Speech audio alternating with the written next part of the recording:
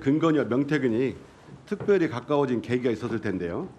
제보에 따르면 2021년경에 김건희와 김태균이 서로 처음 만난 장소가 서초동의 한 갈비집이라고 합니다. 그날 두 사람이 나눈 대화를 아십니까? 들어서 알고 있습니다. 일단 김건희 여사가 이제 명태균 대표를 봤을 때 조상의 공덕으로 이제 태어난 자손이다라고 얘기를 하면서 이제 첫 대면을 했다라고 들었습니다. 예. 명태균은 김건희와 친분을 자랑할 때 이런 얘기를 자주 했었습니까? 약간의 영적으로 이렇게 대화를 많이 한다라는 얘기를 하셨어요.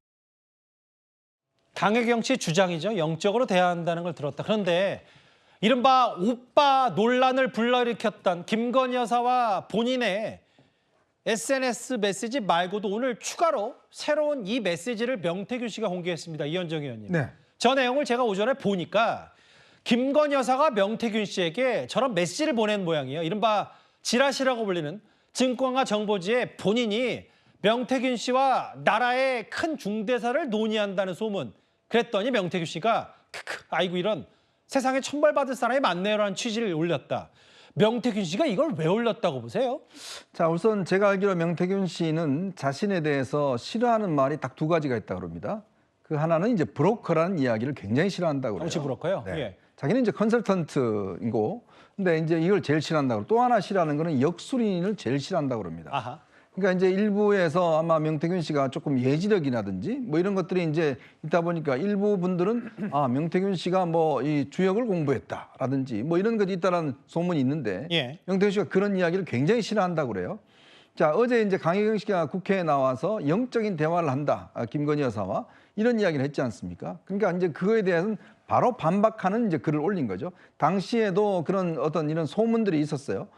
예를 들어서 엘리자베스 여왕 이제 당시에 그 장례식 때 김건희 여사하고 윤 대통령이 갔을 때 조문을 하지 않은 게 이게 뭔가 명태균 씨의 어떤 조언 혹시나 이제 이걸 하면 혹시 귀신이 신다든지 뭐 이런 것 때문에 했다는 소문이 이제 돌아다니고 예. 지라시에 저런 내용이 나니까 아마 김건희 여사가 참 이런 황당한 지금 지라시가 돌아다닌다라고 예. 이제 명태균 씨한테 저 내용들을 보낸 거죠. 보내니까 명태균 씨가 참 그런 게 부인하는 그런 이제 이야기를 단 거 아니겠습니까? 예. 결국 본인은 전혀 이런 역술과 이런 게 관련이 없는 사람인데 자꾸 그런 관련된 이야기들. 왜냐하면 이제 명태균 씨가 뭐 어디 당선된다라든지 뭔가 그런 것들이 있으니까 그거를 사람들 입장에서는 아, 이분이 미래를 보는 능력이 있구나. 이런 소문이 이제 겹치면서 이런 이제 그 마타도가 나오는 거거든요. 예. 이제 그런 부분들을 본인이 전혀 근거 없다는 거를 증명하기 위해서 이런 이제 이 자신의 어떤 나눴던 문자를 공개를 한 것 같아요. 지금 명태균 씨는 이 사유 제기되는 의혹에 대해서 아니라는 증거를 계속적으로 이런 방식으로 지금 공개를 하고 있는 것 같습니다. 근데 이현정 의원님, 저 지금 텔레그램 메시지는 보면 뭐 여기도 나왔지만 뭐 엘리자베스 여왕 장례식. 근데 이제 지난번에 있었던 오빠 논란이 불거졌던 그 SNS 메시지는 대통령의 부인 신분이 아니라 대선 국면이었는데 이 SNS 메시지는 명태균 씨와 김건희 여사. 김건희 여사가 한남동 관저 있을 때 주고받은 문자인 모양이죠. 뭐 그러면? 그렇죠. 그 시점이 아마 이제 그때가 되는 것 같습니다. 예. 그러니까 윤 대통령이 아마 어제 한동훈 대표와의 회담에서도 이야기를 했듯이 예.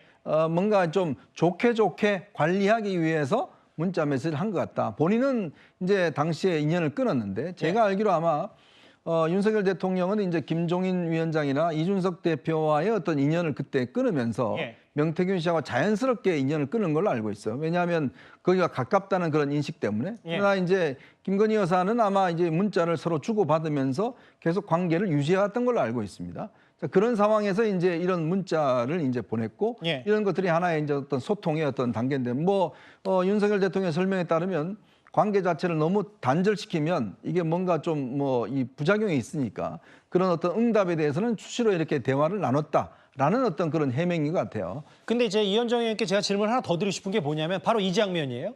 그러니까 어제 비공개 자리에서 아까 뭐 김건희 여사의 3대 요구, 중단 혹은 특검 얘기까지 두 사람이 나눴다면 한동훈 대표가 이런 명태균 씨를 가리켜서 사기꾼 같은 사람에 끌려다니서는 안 된다. 이거 뭔가 선제적으로 조치를 해야 된다고 하니까 윤 대통령이 이거 김건희 여사는 명태균 씨 달래려 한 것 같고 명태균 씨 의혹이 허무맹랑하다.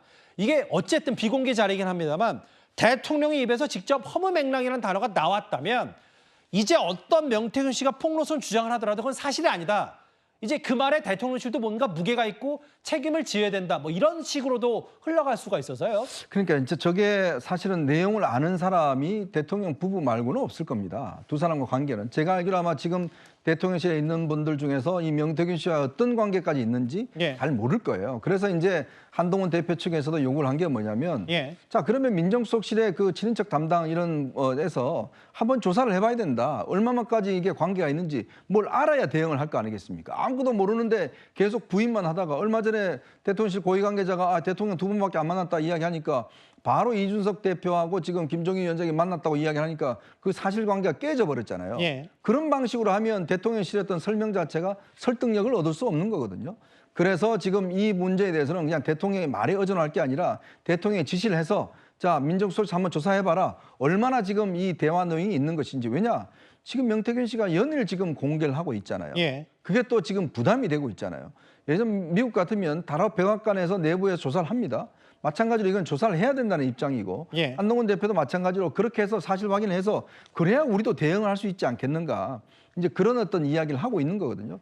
저는 그렇기 때문에 이 문제도 지금 계속 명태균 씨가 본인이 이 공개를 하고 있는데 국민들도 헷갈리고 의문이 제기되잖아요. 그러면 저는 대통령실에서 민정수석실에서 이 부분에 대한 내부 조사를 거쳐서 얼마만큼 관계가 있는 것인지 그냥 응대만 한 것인지 예. 이런 부분을 먼저 명확하게 밝힐 필요가 저는 있다고 봅니다.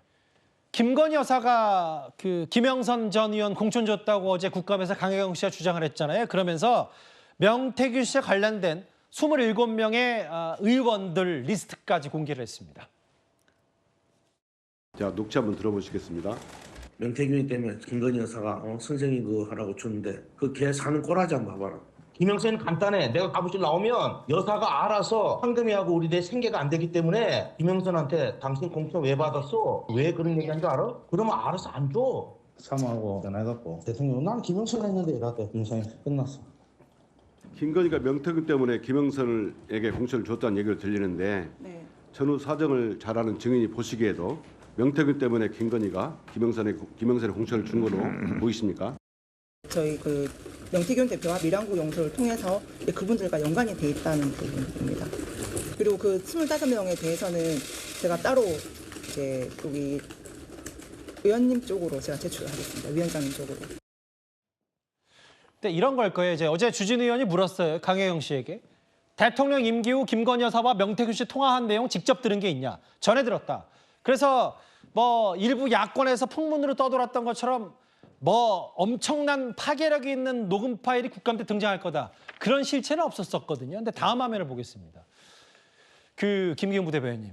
이게 아까 이현정 의원도 지적했던 것처럼 대통령이 직접 허무맹랑하다고 비공개 자리에서 한동훈 대표에게 얘기했을 정도면 왜냐하면 명태균 씨는 뭐 이른바 체리따봉도 갖고 있고 2,000개가 넘는 텔레그램 대통령과 직접 나눴던 것도 고스란히 갖고 있다고 했을 때 일단 이렇게 선을 딱 그은 상태에서 또 다른 추가 폭로가 나왔을 때 그거에 대한 우려는 없느냐 이런 얘기도 나올 수가 있거든요.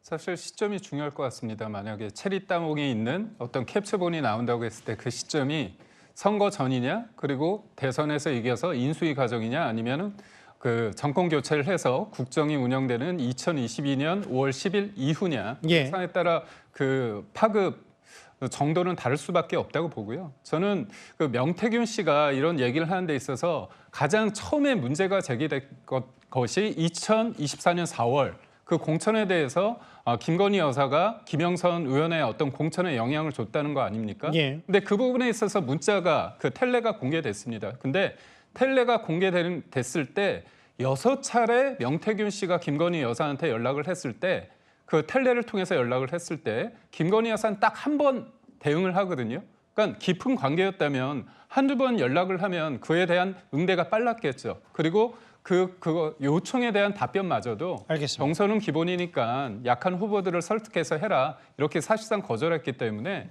그러니까 강도는 처음에는 선거 초반에는 뭐 밀접한 관계였겠지만 시간이 지나면서 대통령은 이미 선을 그었고요. 김건희 여사도 박절하지 못해서 그렇게 연락을 주고받았던 게 아닌가 싶습니다. 박절이라는 단어를 쓰셔서 갑자기 깜짝 놀랐어요. 명태균 씨 관련 얘기. 국감의 주요 장면들 어제 한동훈 대표가 얘기했던 여러 요구사항 중에 명태균 씨 관련도 있었던 대통령 입장까지 하나하나 만나봤습니다.